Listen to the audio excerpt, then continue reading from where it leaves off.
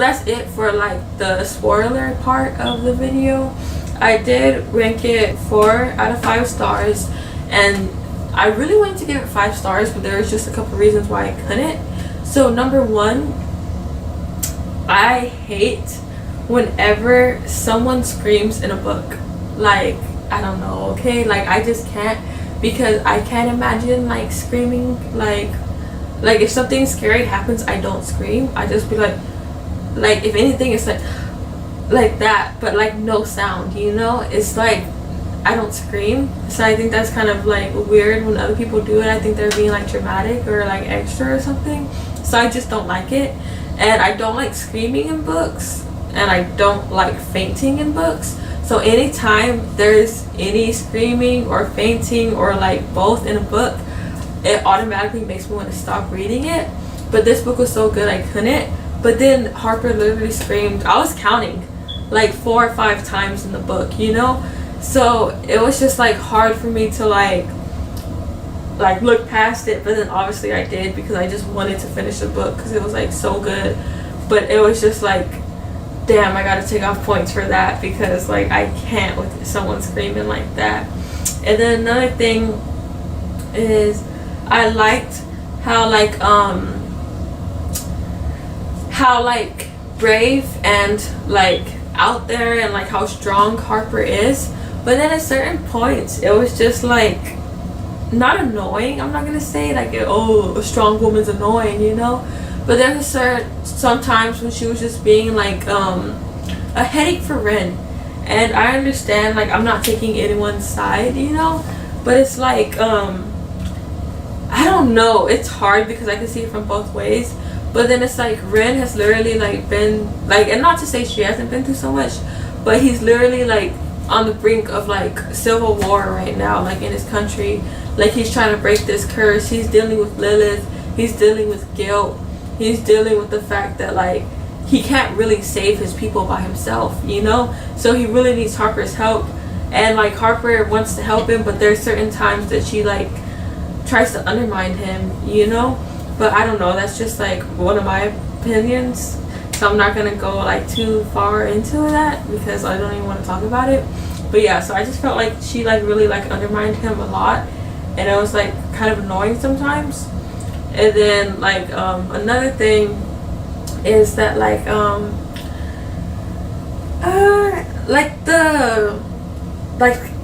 you could see that the author might have wanted to do like a little love triangle between Harper, Ren, and Gray in the beginning.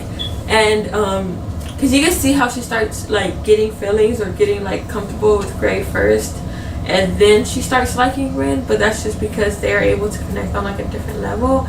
And then she sees Ren as like this arrogant like asshole like prince who just like will do or say anything he needs to do in order to break the curse, you know? So she doesn't have like a high opinion of him, and so that's what makes it hard for her to get close to him until like over time they do end up getting close, you know?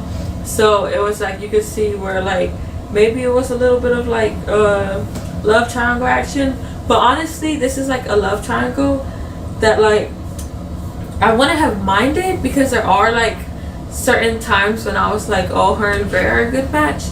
But then at the same time it would have messed up Gray's and Ren's like relationship, so I really didn't want it to go that route. But like I'm happy it didn't, honestly. I prefer it not to have gone that way, you know? But I just don't know what's gonna happen in the second book. But I don't think that it's gonna happen, because it's like, just from the first book alone I could tell it's probably not gonna happen, and good, because like I don't want it to happen. But yeah, so that's kind of the only reasons why I didn't rank it like a 5 stars, just because of the screaming. And then how like there's a difference between being like a strong character and being like just mean-spirited sometimes, you know? And even though she did have good reason behind it, there was just a couple times I was like, oh my gosh, girl, calm down, you know? And the thing is, like, I like when characters act in a situation how I would have acted. So there's like certain times in the book when she made decisions that I would not have. So that's what like I don't know, kind of like what's the reason why. But this book is still like so good. Honestly, it's probably more of like a 4.5 like than a 4, you know. But like half stars, like what do they mean? You know, you can't like do a half-star review on Amazon. So I was just like, I'll go with like 4, because if I had to pick 4 or 5, I would just pick 4, you know. Yeah. And then lastly, I'm going to be doing a review of each of the characters, because why not? Okay, so I wanted to talk a little bit of each character. So in the beginning, I definitely liked Gray more, and I still kind of do. The only thing that messes with me is like that last chapter. That last chapter really like threw me for one. So it's just like, ugh, I don't know what to even think after that last chapter. But I really liked Gray. I thought he was like a strong character, but not like an asshole or like anything like that when they're like arrogant or anything. I thought he was just like a nice guy, like a purely nice guy, and I thought he was really cool, you know. And I really liked Gray a lot. I thought he was like amazing, you know. And just the like loyalty he has to Rin, and like his own like morals are what really made me kind of like fall for him, because I think he's like I don't know, I like his values and I like his morals, and I like how like no matter what, he's determined to stay loyal to his prince and to the country, and to even Harper once he gets to know her and stuff, you know. And he's not a bad guy at all. And it's just I don't know, I really liked him as a character, I really did. But with Rin, it did take me a little bit longer to get into him than it took me to get into Gray, just because I think so much of it was like influenced by like Harper's like point of view. But then whenever you got to Rin's, you realized that he wasn't a bad guy. There are like reasons behind like the way he acted. And yes, he just really wants to break the curse, because like, I mean, when it's you, he's literally been stuck there for like 300 years, just in agony, waking up every morning the same old shit, you know. And so many chances of just trying to like break the curse, trying to fall in love with these girls, just for it to not work out, just for him to turn into a monster and kill all his subjects. Like, that is so much guilt that he was like feeling. And so like I was able to like really like empathize with him, because I could really just like, I like putting myself in their shoes and trying to like see what I would do, or like see how I would feel if that happened to me. So I like did that a lot with Rin, and it was just like, it was just crazy, you know, because he was really like trying to like, I don't know, you could see that he was like not as strong as he acted like, but then he's also like a prince, so he knows he needs to do that show of strength. But at the same time, like, he wasn't ready for this. Like, before like the whole curse happened, he was just a normal playboy prince who like didn't really like he wasn't serious as he should have been, you know. So it kind of like I don't know, it kind of like really changed him, you know. So like he still wasn't ready for it, even 300 years later, even like ruling the kingdom, especially when like the whole time he didn't have to. All he did was just worry about like falling in love to break the curse, and then to like save his like kingdom. But then really like once it turned out that like the people from the north were coming to invade, he kind of felt helpless, because he's like, how am I supposed to do this? I have no army, my people supposedly hate me, and like I'm still gotta break the curse. So it was just like I don't know, he had like a lot that he was like going through. So I definitely like feel for him. So I was just like, I gave him a pass for some of the like annoying stuff that he did too, because he did do a lot of annoying stuff too.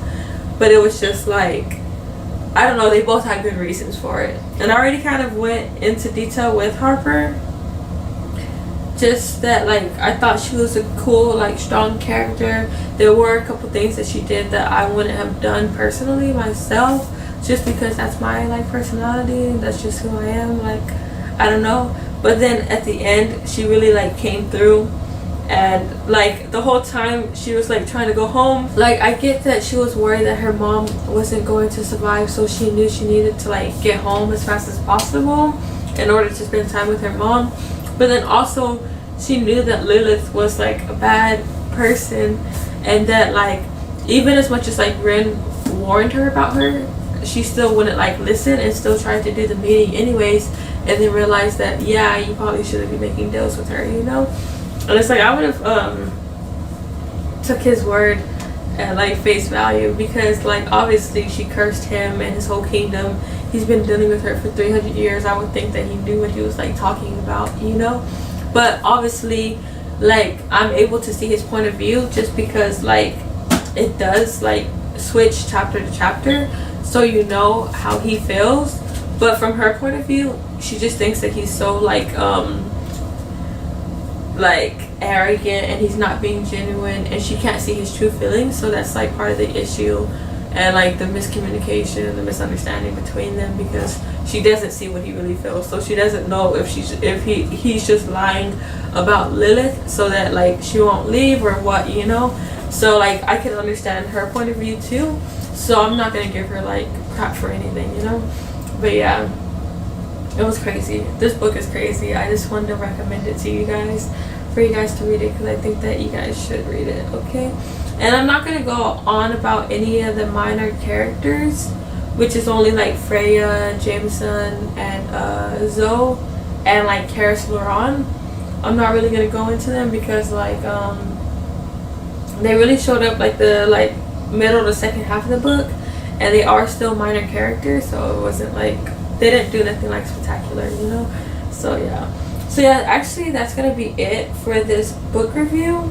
And yeah, so I will be getting the book tomorrow, and so I will start on it tomorrow, and I will make a video telling you guys how I felt about it and if it was any good, because right now I am like honestly very worried that it's not going to be as good as I want it to be, because this book was so good.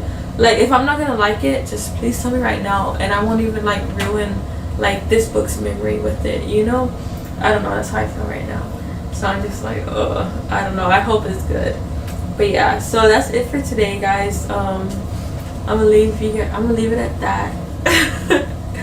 But yeah, so A Curse So Dark and Lonely by Bridget. Okay, great book, 4 out of 5 stars. Pick it up. It is already like a year old or so it is like cheaper on Amazon now than like, because normally whenever books first come out, they're always like $17-18, but I can't remember how much this one was. I think it was like 12 or 13 or something. And then now the second book that I just bought was like $9 for the hardcover. So you guys, this is a good time to like buy the books right now. And then I know that she's also coming out with the third book in the series, January 2021. So also keep a lookout for that if you guys enjoyed like the story, if you guys read it or whatever. But yeah, so that's it for today. Go check out my other videos. Go check out my channel. See if you like anything else on there, because there's like a lot of stuff on there. And yeah, that's pretty much it for today. Okay guys, bye.